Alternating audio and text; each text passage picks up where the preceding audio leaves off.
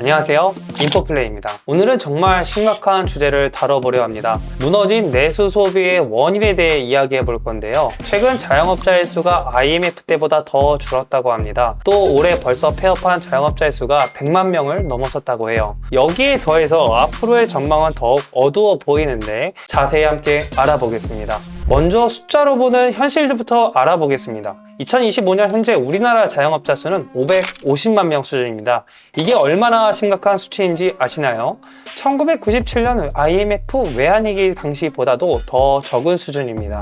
2024년 한 해 동안 폐업 신고를 한 사업자는 98만 6천여 명으로 집계 방식이 바뀐 2006년 이후 사상 최고치를 갈아치웠습니다. 올해 들어서는 불과 2달 만에 20만 명이 넘어 자영업자가 사라졌어요. 이 수치들이 말해주는 건 정말 명확합니다. 지금 우리나라 자영업자에게는 IMF 때보다 더욱 심각한 상황이라는 것이죠. 그렇다면 실제 자영업자들은 얼마나 힘든 상황에 있을까요? 최근 조사 결과에 따르면 자영업자 10명 중 7명이 작년 대비 매출이 감소했다고 합니다. 평균 매출 감소율은 약 13%에 달하는데요. 순이익은 더 심각해서 62.2%의 자영업자가 순이익 감소를 전망했다고 합니다. 더 충격적인 건 자영업자 44%가 약 1년 내에 폐업을 고려하고 있다는 점이에요. 거의 절반에 가까운 자영업자들이 사업을 포기하려고 있다는 것이죠. 자영업자들이 가장 부담스러워하는 요인을 한번 같이 살펴보겠습니다. 원자재 재료비가 22.2%, 인건비가 21.2%, 임차료가 18.7%, 대출 상환 원리금이 14.2%입니다. 평균 대출금은 1억 2천만 원에 달하고 이 모든 부담이 자영업자들의 어깨를 짓누르고 있습니다. 그런데 이 암울한 상황에서도 정말 아이러니하게 특수한 호황을 누리고 있는 업계가 있는데요. 바로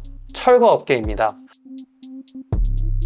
자, 너무 많은 자영업자들이 폐업을 하다 보니 철거업체들은 정말 많은 예약이 밀려있다고 해요. 어떤 철거업체는 몇 달 전에 미리 예약을 해야만 철거가 가능하다고 하는데요. 이보다 더 아이러니한 상황이 있을까 싶네요. 상가 철거, 음식점 철거, 소매점 철거, 하루하루 늘어가는 철거 현장들이 우리 경제의 현 주소를 보여주고 있습니다. 그렇다면 대체 왜 이런 상황이 벌어진 걸까요? 저는 크게 5가지 이유가 있다고 봅니다. 첫 번째는 장기화된 고금리입니다. 코로나 때 제로금리에서 엄청나게 많은 대출을 받았죠. 예를 한번 들어보겠습니다. 약 9억 원의 대출을 받았을 때 현재 내야 하는 이자가 월 400만 원대라는 것을 고려한다면 소득이 높은 대기업 직장인들이라도 이자, 관리비, 공과금을 내고 나면 통장이 텅텅 비게 되는 것이 현실입니다. 이런 상황에서 소비할 여력이 있겠습니까? 저는 없을 것 같은데 당연히 소비를 줄일 수밖에 없고 이는 자영업자들의 매출과 직격탄으로 이어지는 것이죠. 두 번째는 물가 상승과 최저임금 상승의 악순환입니다. 최저임금은 분명 엄청나게 올랐어요. 그런데 실제 우리들의 삶이 그만큼 나아졌을까요? 글쎄 이 부분은 정말 모르겠습니다. 최저임금의 급격한 상승이 그 이상의 물가 상승을 불러왔어요. 실제 우리의 소비 여력은 굉장히 크게 감소했습니다. 이는 한 달에 10번 사 먹을 걸 6번, 7번 밖에 사 먹지 못하게 만든 것이죠. 자영업자 입장에서는 인건비는 올라가는데 매출은 줄어드는 이중고를 겪을 수밖에 없습니다. 세 번째는 대기업들의 국내 투자 감소입니다. 대기업들이 왜 해외로 나가는지 생각해 보세요.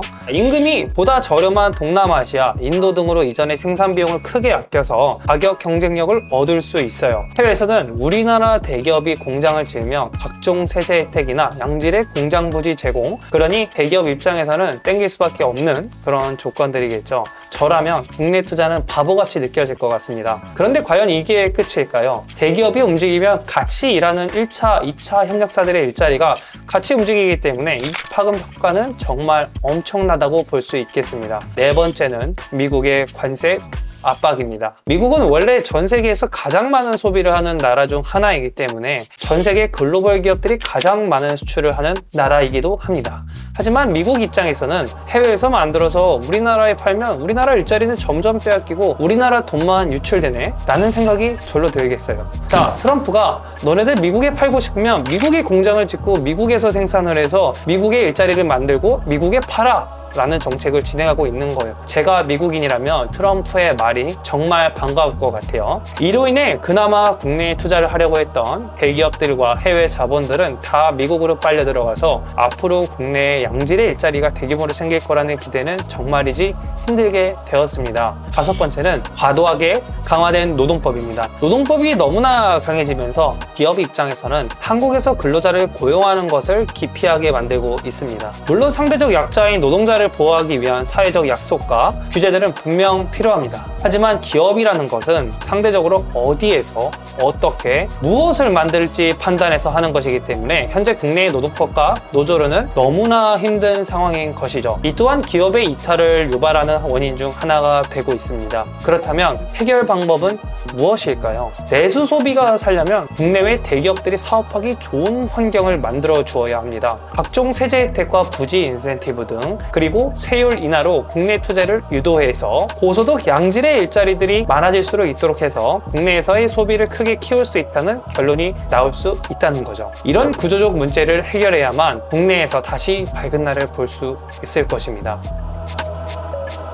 오늘 다룬 내용이 단순히 숫자나 통계가 아니라 우리 주변의 실제 현실이라는 점을 한번 고려해 본다면 무거운 주제가 아닌가 생각이 듭니다. 여러분들은 이 상황을 어떻게 보시나요? 해결책이 있다면 과연 무엇이 있을까요? 여러분들의 의견을 자유롭게 댓글로 남겨주세요. 지금까지 인포플레이였습니다.